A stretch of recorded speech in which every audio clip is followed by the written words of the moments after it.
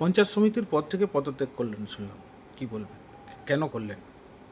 আমরা দেখেছি যেটা আজকে মানে নৈতিকভাবে পরাজয় বলে মনে করছি। কারণ কি মানুষ আমাদেরকে ভোট দেয়নি। আমরা এত কাজকর্ম করার পরেও মানুষ হয়তো ভালো চোখে দেখেনি।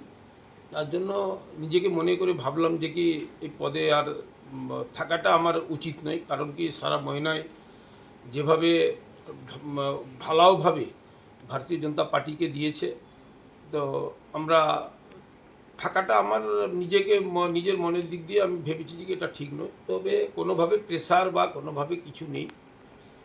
তবে আমি একটা কথা বলব সবাইকে, আমরাও ৩৫ বছর পদে ছিলাম, মানুষের জন্য কাজ করেছিলাম। হয়তো কাজ করতে গিয়ে কম বেশি ভুল থাকতে পারে, এমন কথা নয়, তো আমিও তো মানুষ, হয়তো হতে পারে। এইবার যে নির্বাচনটা হয়েছে, যেভাবে শান্তিভাবে যে নির্বাচন হয়েছে ময়নায়, আমি সমস্ত রাজনৈতিক দলকে আমি প্রথমে ধন্যবাদ এবং শুভেচ্ছা জানাবো। ময়নাকে এইভাবে শান্তি সবাই মিলে রাখুক। বাকি লোকের অনেক কিছু বলা আছে যে ছাপ্পা রিগিং, ময়নায় ভোটে ছাপ্পা হয়নি, এটা আমাকে খুবই আনন্দ লেগেছে। দ্বিতীয়ত, যেভাবে হয়তো মেশিনের কাউন্টিংয়ে রিগিং, আমি নিজেই ছিলাম ওখানে, কোনোভাবে রিগিং বা কোনোভাবে কিছু হয়নি। অন্য জায়গায় কী হয়েছে সেটা আমি বলতে পারবো না। আমরা নিজেদেরকে মানে মানুষের কাছে আমরা হয়তো পৌঁছতে পারিনি, আর অন্যের ঘাড়ে দোষ দিয়ে দিব, এটা আমার দ্বারা কোনোদিন হয়নি আর হবেও নি। তো এইভাবে নিজে সব চিন্তা ভাবনা করে দেখলাম যে ময়না শান্তি থাকুক, ময়না ডেভেলপ হোক।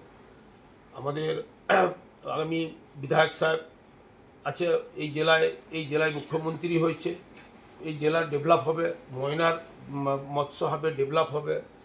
তো আমি এখানে মাঝখানে থেকে কেন আমি ডেভেলপের বাধা হয়ে থাকবো?